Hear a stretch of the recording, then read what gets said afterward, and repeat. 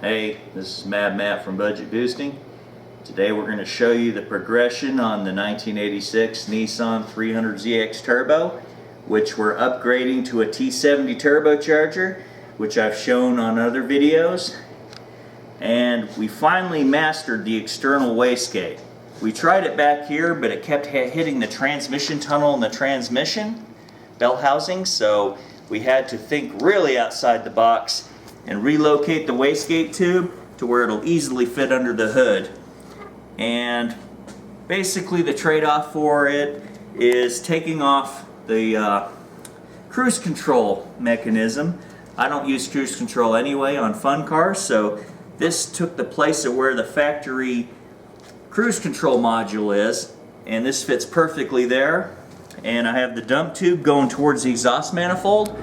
So basically, it's not going to burn anything we don't want it to burn when the wastegate opens up. It'll just shoot straight hot exhaust out on the manifold and go through the tranny tunnel. So it's not going to hurt nothing when the wastegate opens up.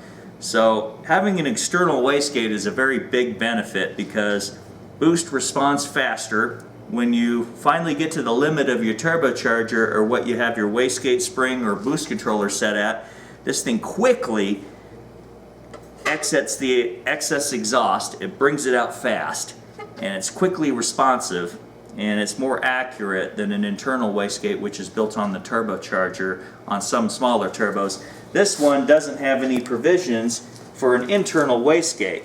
Normally a wastegate, internal wastegate would be around here and hook around there like the last turbocharger. The T04E, the last turbocharger, had an internal wastegate, but to go with the T70, it's such a tight space that we barely fit this in the stock area, so we had to incorporate an external wastegate regardless. So that's what we had to do, and we're going to start working on putting the engine in.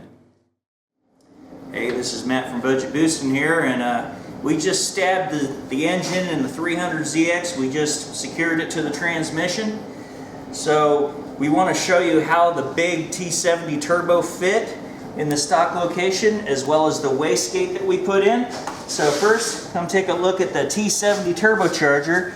As you can see from the air cleaner, we had to pick a really small air cleaner because how close the turbo is to the engine mount. And you can see, other than that, it fit in there really good. I mean, compared to the stock turbocharger, this is huge. I mean, the stock turbocharger, the compressor is probably only about that big. And of course the T04E that used to be in this car before, which we explained in another video, we showed the 3 turbos together. So you can check that out and compare the sizes of the turbos. But this T70 is good for a lot of power, and it still hooks to the factory downpipe. We just need to bring it forward about another inch and it'll be good. Then you look at, with this turbocharger, there's no internal wastegate. There's no wastegate built onto this turbo. So we had to fabricate onto the center exhaust pipe here, the balancer pipe. We had to fabricate a hose or a pipe going there to let out the external wastegate dump. So as you can see there, it's a perfect location. It's out of the way of most things. Now the factory cruise control sits about right here, so it'd probably be in the way of the cruise control a little bit, but I don't need cruise control. I took it out. My foot is my cruise control, and this car likes to be driven fast, not driven at a steady pace. So I live without my cruise control, but if it's you that wants to do something like this, you can consider the cruise control will sit about right here, and you can adjust accordingly. Either heat wrap this or heat wrap that so you don't burn any connectors close by. We still have to heat wrap certain hoses that are going to be close, like these coolant hoses. I'm going to have to relocate them so they don't touch the pipe. And I'll either heat wrap the pipe or heat wrap the coolant hoses to my heater core, because I still do like a heater in the wintertime if I start driving fast. So, okay, this engine looks great so far. Everything fit according to plan. This was not an easy thing. We had some trial and error. First we tried to aim the wastegate this way and hit the transmission tunnel and the bell housing of the transmission. And then we tried this. It worked like a champ.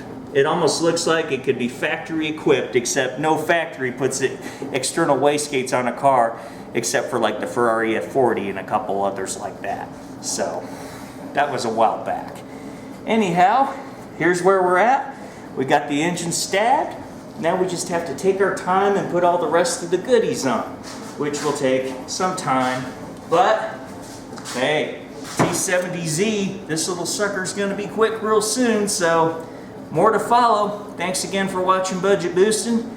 You like us on our Budget Boosting YouTube page. Like our budgetboosting.com website. Check it out. Look at all the different things you can explore. Like us on Facebook. Check it all out. Have fun. And remember, knowledge is power. It's horsepower. It's a GM 7.5 differential, so we put an Auburn locker in it. 373-to-1 rear end gears, new axle shafts, new lugs, new studs, and new drum brakes, new shoes, and new wheel cylinders. So we pretty much rebuilt the entire rear end.